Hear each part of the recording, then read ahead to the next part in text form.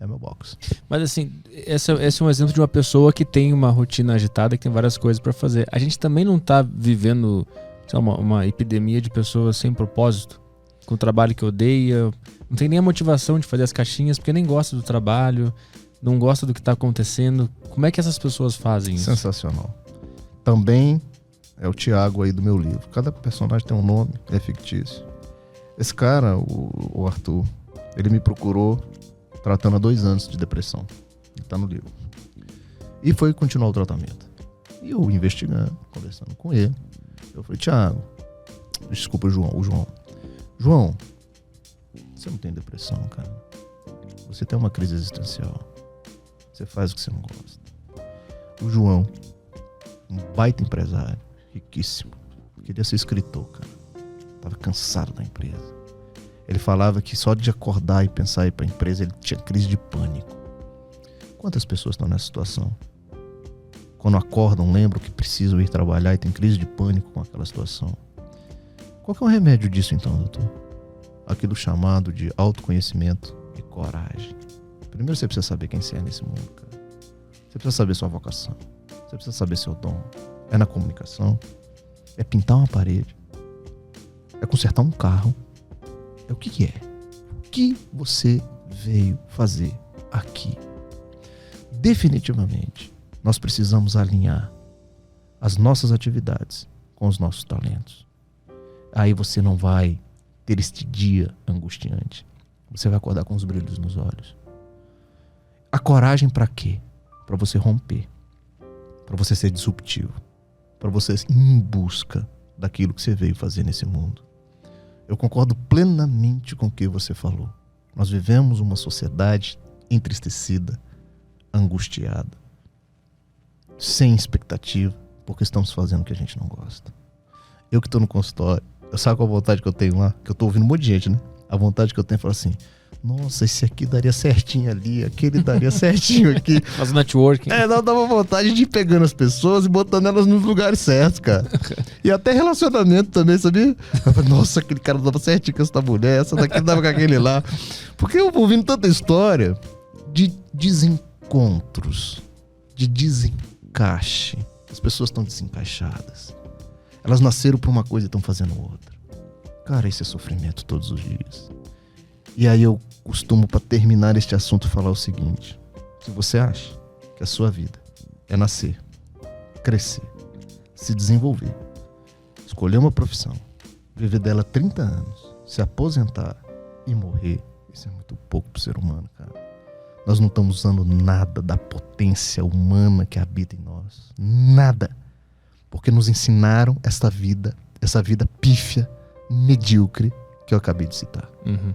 O sonho das pessoas é arrumar um trabalho, 30 anos, se aposentar e morrer. Que? E o seu dia a dia, irmão? E a potência que há em você? Os dons que você tem? Às vezes era abrir uma padaria, às vezes era abrir um negócio. Você é funcionário de o que for, para que o que você está fazendo nessa terra? É isso, autoconhecimento e coragem. Uhum. Quando eu tenho todas essas atividades do meu dia, os meus olhos brilham. Eu falo, cacete, eu nasci pra isso aqui.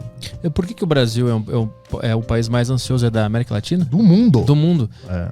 O sistema econômico, a desigualdade social, esse tipo de coisa, ele afeta essa questão no sentido de que uma pessoa não vai conseguir ir ao encontro da sua vocação se ela vive num país pobre ou que não tem como ele se sustentar, porque se ele está o dia inteiro trabalhando e não tem nenhuma brecha no dia dele para ir atrás do sonho dele. Isso também impede as pessoas de serem felizes? É perfeito. Isso é pirâmide de Maslow. Essa discussão que nós estamos tendo aqui, riquíssima, não faz sentido nenhum para quem está passando fome agora. Nenhum. Pois é. Nenhum. Para quem está ouvindo a gente, fala assim, muito bonito isso que vocês estão falando. Mas meu estômago tá aqui, doendo, porque tem 2 dias que eu não como. Eu fui despejado, eu tô na rua. Muito legal essas palavras de vocês. Mas, cara, eu tô com frio, eu tô com fome. O meu filho saiu do colégio. A pirâmide de Maslow mostra isso. que a primeira coisa que temos que resolver na vida de um ser humano é as suas necessidades básicas. E aí a minha resposta vai ao encontro da sua pergunta. Por que nós somos o país mais ansioso do mundo se tem essa relação com a questão socioeconômica do nosso país? Com certeza. Temos um índice de miseráveis muito alto, de pessoas que vivem em condições sociais e econômicas muito abaixo da linha que ela merecia. E não tem como falar de saúde mental para essas pessoas, cara. A saúde mental ela entra no segundo patamar da pirâmide, quando eu resolvo as necessidades básicas. Aí vamos falar de afeto, aí nós vamos falar de carinho, aí nós vamos falar de saúde mental. E a pirâmide de Maslow vai subindo. Pra você ter uma ideia, a espiritualidade é o 4º nível da pirâmide de Maslow. Como é que nós vamos falar de desenvolvimento espiritual, de ética, de moral, com a pessoa com fome? Com as pessoas ansiosas, nervosas, preocupadas se os seus empregos vão ser mantidos ou não amanhã.